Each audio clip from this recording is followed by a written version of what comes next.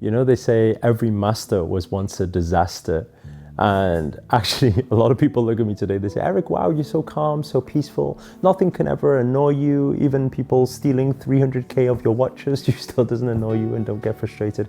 But actually, there's a journey, you know. A lot of people, they have to go through certain pain in life and certain characteristics before they actually get out of it. And actually, I remember a time when I was growing up, because my dad was one of those, he was a very powerful leader. Let's just put it that way for now. Okay, maybe a different story for a different time. And so there was a lot of ego involved. There was a lot of, you know, my way or the highway. And through growing up, my dad was always my role model. And I always looked up to that. I thought, wow, he's so cool, so powerful. Everyone looks up to him. I want to be someone like him, right? And so actually what happened was it built up this fight mode of Eric Ho. Even when I was like five years old, I really remember this. I was born in Liverpool, and yes, I used to be a Scouse.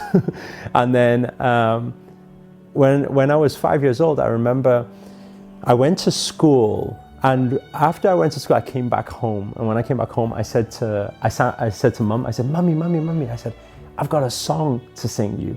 And then she says, okay, son, you know, sing it. What is it? And I sang these exact words. I sang to her, I said, Chinese, Japanese, don't forget to wash your knees. And I remember seeing that horrific face. Like now I find it quite funny, but then back then it wasn't so funny. It was this horrific, like anger, frustration. It's like, who taught you that song? Who told you to sing that song, right? And I said, oh, it was James. And he says, why did James say that? Do you know what that song means? And I said, I don't know, Mum. I just think it's a nice song, you know. And I remember this, you know, we remember these shocking moments when we're younger, right? And I really remember this. And Mum was shouting at me saying, you can't let people say that to you. They're bullying you. This is bullying Chinese.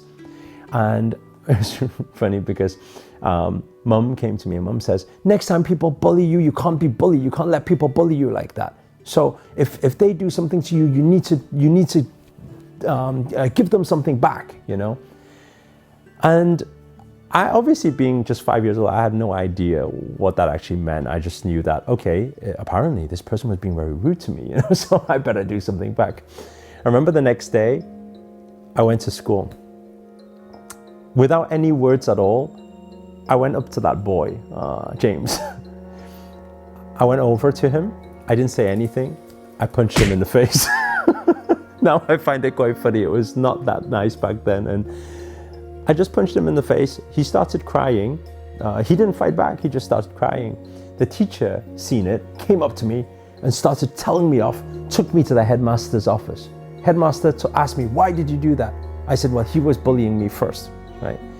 And then what was really interesting was, I remember the next day, they asked for the parents to come see the headmaster. And when mum came, Dad was working, so Mum came, and I remember Mum sat next to me. And then headmaster was speaking to us and then saying, you know, your son been bullying people. He's punched somebody in the face.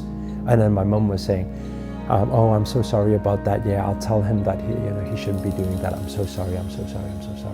And the headmaster says, okay, dismissed. So we went out of the office, and I really remember this moment. It was like so cute when I think about it now. Mum holding my hand, little Eric, 5-year-old Eric, holding my hand and saying, and I really remember that moment.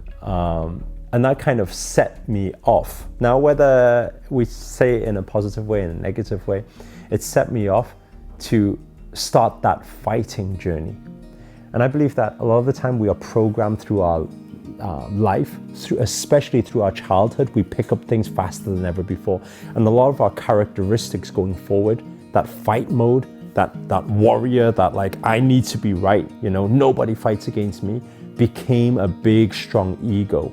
And it got stronger and stronger and stronger until it started to sabotage and create problems within different relationships and communication and businesses and everything, until I got the awakening, which was through a very dramatic experience later on. further down the line. If you want to know that story, maybe we'll leave it for another story time. I thought I'd share that with you because we are shaped by our conditioning through upbringing. But that doesn't mean everything. What I'm saying to all of you out there, we've all been through things before in life, and it doesn't determine your future. The decisions you make right now, we all have the ability to shift and change.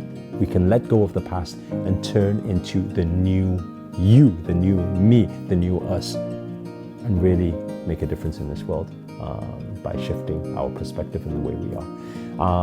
And maybe we'll join each other for the next story time. But if you got any inspiration out of this story at all, or if you learned anything at all, whether it just mean that you learned that you can change, and that's a possibility, right? Please do hit the thumbs up, hit the like button. Also comment below, let us know maybe your stories, you know? It's always nice to know a little bit about you guys. You guys always hear my stories and my teachings. It's nice to hear a little bit about what you guys have been through and what you've learned from the experience as well. And yeah, so comment below, let us know. And also comment below, let us know where you guys have tuned in from. That's always nice to know. And finally, if you're new to this channel, remember to hit that subscribe button and the notifications button next to it, because this year I'm dedicated to making daily videos to hold you accountable, to make it your best year yet. But for now, guys, see you later. Ciao.